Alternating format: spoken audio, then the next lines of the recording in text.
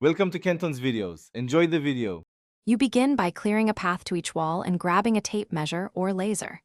Measure the longest visible wall first, because that sets your baseline. Note feet and inches, rounding to the nearest zero. 5-inch to keep consistent accuracy. Once done, measure adjacent walls clockwise so you don't miss a segment. Make sure to write each number as feet. Decimal or feet inches for easy conversion later. This reduces math errors and speeds up the next step. You now convert measurements into decimal feet if using inches, because multiplication is simpler that way. For example, 6ft 6 in becomes 6. 5ft. For regular rooms, multiply length by width to get square feet. If the room is L-shaped or irregular, divide it into rectangles and triangles, calculate each area, then add them.